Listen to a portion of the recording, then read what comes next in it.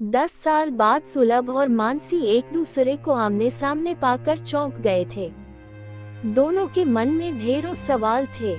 दोनों ने जिंदगी भर साथ चलने का वादा किया था, पर क्या वे 2 कदम भी साथ चल सके? तो दोस्तों, कहानी की शुरुआत कुछ ऐसी होती है। पूरे 10 साल के बाद दोनों एक बार फिर आमने सामने खड़े थे। नोएडा में एक शॉपिंग मॉल में यूं अचानक मिलने पर हतप्रभ से एक दूसरे को देख रहे थे। सुलभ ने ही अपने को संयत करके धीरे से पूछा, कैसी हो मन? वही प्यार में भीगा हुआ स्वर, कोई दिखावा नहीं, कोई शिकायत नहीं। मानसी के चेहरे पर कुछ दर्द की लकीरें खींचने लगी, जिन्हें उसने यत्न से संभाला और हंसने की चेष्टा करते हुए बोली, तुम कैसे हो? सुलभ ने ध्यान से देखा। वही 10 साल पहले वाला सलोना सा चेहरा है, पर जाने क्यों तेवर पुराने नहीं हैं। अपने प्रश्नों को उसने चेहरे पर छाने नहीं दिया। दोनों साथ साथ चलने लगे। दोनों के अंतस में प्रश्नों के बवंडर थे, फिर भी वे चुप थे। सुलभ ने ही चुप्पी तोड़ी, तुम तो दिल्ली छोड़कर बंगलौर मामाजी के पास चली गई थी। मानसी ने उसे देखा, इसने मेरे एक एक पल की खबर रखी है। मुस्कुराने का प्रयास करते हुए उत्तर में बोली, एक सेमिनार में आई हूँ। नोएडा में भाभी से मिलने आना पड़ा, उनका फ्रैक्चर हो गया है। अरे, सुलभ भी चौंक पड़ा, किस अस्पताल में हैं? अब तो घर पर आ गई हैं। मानसी चलते चलते एक शोरूम के सामने रुक गई। सुलभ को याद आया कि मानसी को शॉपिंग का शौक सदा से रहा है। बेहिसाब शॉपिंग और फिर उन्हें बदलने का अजीब सा बचकाना शौक, ये सब सुलभ को बहुधा परेशान कर दिया करता था। पर इस समय वह चुप रहा। मानसी अधिक देर वहां नहीं रुकी। बोली, पीहू कैसी है? विवाह हो गया है उसका, अब 1 साल का बेटा भी है उसके। मानसी मुस्कुरा दी, पर उसकी मुस्कुराहट में अब वह तीखापन नहीं था। सुलभ बार बार सोच रहा था, ये बदलाव कैसे हुआ है? इसमें हुआ भी है या उसका भ्रम है ये? सुलभ को आवश्यक कार्य से जाना था। उसने कुछ कहना चाहा, उससे पहले ही मानसी का स्वर जैसे गुफाओं से गूंजता सा निकला, और तुम्हारे बच्चे, पत्नी? सुलभ ठहर गया। मानसी के चेहरे पर जो भी था, वह क्या कोई पछतावा था या वही मैं के आसपास भटकने की जिद? बोला, विवाह के बिना बच्चे कैसे हो सकते हैं? और तुम? मानसी चुप रही। एक कार्ड निकाल कर उसकी तरफ बढ़ा दिया और बोली, यह मेरा मोबाइल नंबर है। सुलभ ने कार्ड पकड़ लिया। औपचारिकता के नाते अपना कार्ड भी उसकी तरफ बढ़ा दिया और चलते हुए बोला, एक जरूरी मीटिंग है, और आगे बढ़ गया।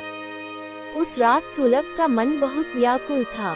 कैसी विडंबना है ये कि शरीर और मन दोनों अपने होते हैं, पर परिस्थितियां अपने वश में नहीं होती हैं। इसलिए तो एक आयु बीत जाने के बाद महसूस होता है कि काश एक बार जीवन वहीं से शुरू कर सकते तो जीवन अधिक व्यवस्थित ढंग से जी पाते।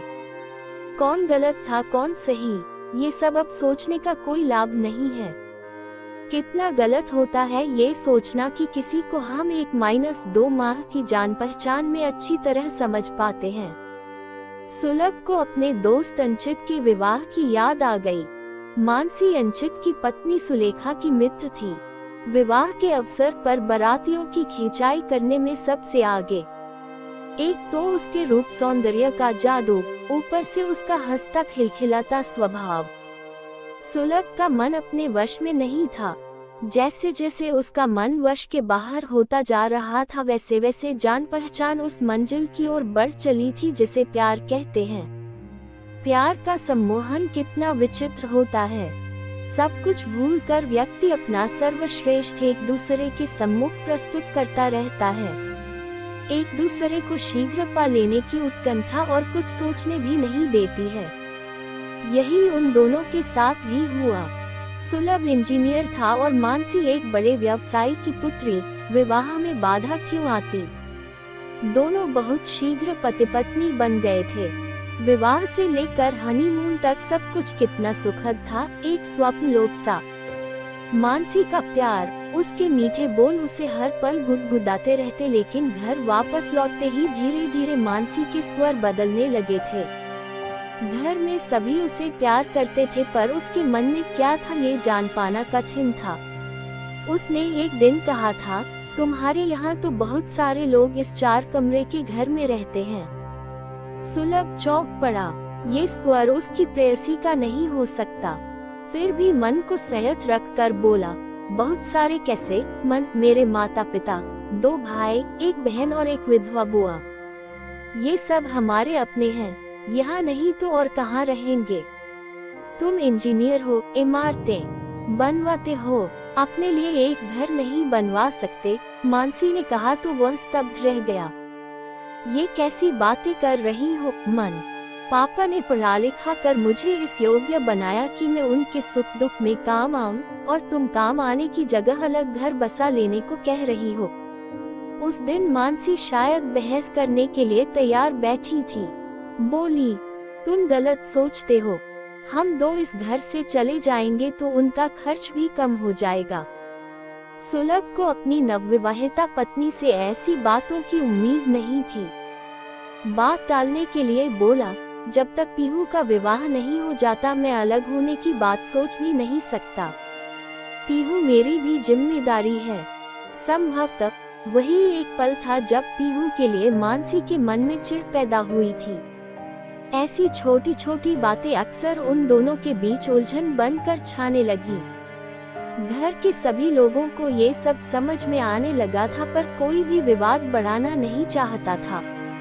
माँ को उम्मीद थी कि कुछ दिनों में मानसी नई स्थिति से समझौता करना सीख जाएगी, इसलिए कभी भी उसे समझाने के प्रयास में कहती, बेटा, अपने घर से अलग अक्सर वे सारी सुविधाएं नहीं मिल पाती हैं जिनकी बचपन से आदत होती है। तुम्हें भी धीरे धीरे इस नए वातावरण का अभ्यास हो जाएगा। मानसी ने इस पर बिफर कर कहा था, लेकिन मम्मी जी, यह क्या बात हुई कि विवाह के बाद लड़की ही अपना अस्तित्व मिटा दे? लड़के क्यों नहीं नए सांचे में ढलना चाहते हैं? ठीक कहती हो बेटा, लड़कों को भी समझौता करना चाहिए। मम्मी धीरे से बोल गई थी और सुलभ की ओर देखकर कहा, शादी की है तो अपनी जिम्मेदारियों को भी समझना सीखो। अभी से इसका दिल दुखाओगे तो आगे क्या करोगे? मम्मी जी, मुझे पता है कि आप मेरा मन रखने के लिए यह बात कर रही हैं। अंदर से तो आपको मेरी बात बुरी ही लगी है, मानसी ने तुरंत कहा। ऐसा बिल्कुल नहीं है, माँ समझा रही थी या फुजूल में गिड़गिड़ा रही थी, सुलभ समझ नहीं पाया था। फिर भी कह बैठा, मम्मी, इसे समझाने की कोई जरूरत नहीं है, और क्रोध से पैर पटकते चला गया था। मन में बहुत बड़ा झंझावात उठा था। न खाने पीने में मन लग रहा था, न मित्रों से गपशप में। पार्क में जाकर बैठा तो भी मन उदास रहा। वहां जाने कितने प्यारे प्यारे बच्चे खेल रहे थे। उनकी किलकारियां और शरारतें उसे भा तो रही थी, पर कुछ इस तरह जैसे कोई बहुत ही सुगंधित सी बयार उसे छूकर बेअसर सी गुजर जाए। उसे बार बार याद आ रही थी वह रात जब प्यार के सम्मोहन में डूब उसने मानसी से कहा था, मानसी, मुझे पापा कब बनाओगी? मानसी ने भी प्यार के मधुर रस में डूबकर कहा था, अभी मुझे माँ नहीं बनना है। क्यों? अभी मेरी उम्र ही क्या है? मानसी इतरा कर बोली। हाँ, ये तो है, जितनी जल्दी माँ बनोगी उतनी जल्दी जिम्मेदारियाँ बढ़ जाएंगी, सुलभ ने सहजता से कहकर उसका चुंबन ले लिया। पर यह क्या? मानसी जैसे बिफर कर उठ बैठी। जिम्मेदारियां तो इस घर में कदम रखते ही मेरे तमाम सपनों पर काले बादलों सी मंडराने लगी हैं। मन जब प्यार की उमंग में डूबा हुआ हो और ऐसे में पत्नी प्यार का रुख मोड़ कर आंधियों के हवाले कर दे तो बेचारा पति हक्का बक्का होने के अलावा और क्या करे? किन बादलों की बात कर रही हो? सुलभ आश्चर्य और खींच से देखते हुए बोला था। क्यों? मेरे जीवन पर तुम्हारे माता पिता, भाई बहन का साया मेरे सपने तोड़ता रहता है, और वह विधवा बुआ सुबह सुबह उसके दर्शन करो। मानसी, सुलभ की आवाज तल्ख हो उठी। चिल्लाओ मत। मानसी भी उतने ही आवेग से बोली, वह तुम्हारी प्यारी बहन पीहू, जब तक उसका विवाह नहीं हो जाता हम अपने शौक पूरे नहीं कर सकते। मेरे सारे अरमान घुट रहे हैं इसलिए कि तुम्हारे पापा के पास पीहू के लिए ज्यादा पैसे नहीं हैं। बस मानसी बहुत कह दिया। सुलभ के अंदर का प्रेमी अचानक बिफर कर पलंग से उठ गया। तुम्हारे संस्कारों में रिश्तों का महत्व नहीं है तो न सही, मेरी दुनिया इतनी छोटी नहीं कि पति पत्नी से आगे हर रिश्ता बेमानी लगे। सुलभ कमरे से उठकर बाहर चला गया। धीरे धीरे ऐसी तकरारें बढ़ने लगी। तब माँ ने एक दिन सुलभ को एकांत में समझाया, अगर मानसी अलग रहना चाहती है तो मान ले उसकी बात। शादी की है तो निभाने के रास्ते निकाल, शायद दूर रहकर वह सबके प्यार को समझ सके। सुलभ माँ की बातों पर विचार ही करता रह गया और मानसी अचानक अपने पापा के यहाँ चली गई। उस समय सबको लगा था कि वह कुछ दिन में वापस आ जाएगी, पर सुलभ के बुलाने पर भी मानसी नहीं लौटी।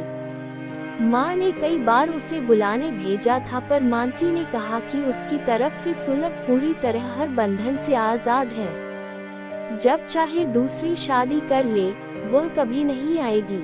माँ को फिर भी भरोसा था कि कुछ माह में मानसी जरूर वापस आ जाएगी, पर जाने कैसी जिद या शायद घमंड पालकर बैठ गई थी मानसी। 1 साल के अंदर तलाक का नोटिस आ गया था। आशाओं की अंतिम डोर भी टूट गई थी। मानसी दिल्ली छोड़कर अपने मामा के यहाँ बंगलौर चली गई थी। उसके मामाजी बहुत बड़े व्यापारी थे। विदेशों में भी उनका काम फैला हुआ था। मानसी का सपना भी बहुत पैसा था। शायद वहाँ मानसी ने उनकी सहायता करके अपना सपना साकार करना चाहा था। सुलभ ने अपनी सोच को परे धकेल कर करवट ली। जाने कैसी व्याकुलता थी। उठकर बैठ गया। पानी पीकर मेज पर पड़ा मानसी का कार्ड देखने लगा। विचारों का झंझावात फिर परेशान करने लगा। मानसी को मामाजी के घर अपार वैभव का सुख था। उन्हें कोई संतान नहीं थी, इसलिए उसे बेटी जैसा प्यार मिल रहा था। फिर भी मानसी के चेहरे पर कैसी उदासी थी। उसने शायद विवाह भी नहीं किया। क्या अकेलेपन की उदासी थी उसके चेहरे पर, या अब उसे रिश्तों की परख हो गई है। रात के 11 बज चुके थे। फोन के पास बैठकर भी उसे साहस नहीं हुआ कि मानसी को फोन करे। वह चुपचाप पलंग पर लेट गया। अपने ही मन से प्रश्न करने लगा, यह क्या हो रहा है मन को। इतने वर्षों तक वह मानसी को भूल जाने का भ्रम पाले हुए था, पर अब क्यों मन व्याकुल है। क्या मानसी भी उससे बहुत सी कहीं अनकही बातें करना चाहती होगी। अपने ही प्रश्नों से घिरा सुलभ सोने का व्यर्थ प्रयास करने लगा। अभी अधिक समय नहीं बीता था कि उसका मोबाइल बजने लगा। उसने बत्ती जलाकर देखा और मुस्कुरा उठा। हेलो मन, जाग रहे हो? उधर से मानसी का विह्वल स्वर गूंजा। हाँ, सोच रहा था कि तुम्हें फोन करूं या नहीं, सुलभ ने अपने मन की बात कह दी। पहले भी कभी वह मानसी से कुछ छिपा नहीं पाता था, तो किया क्यों नहीं?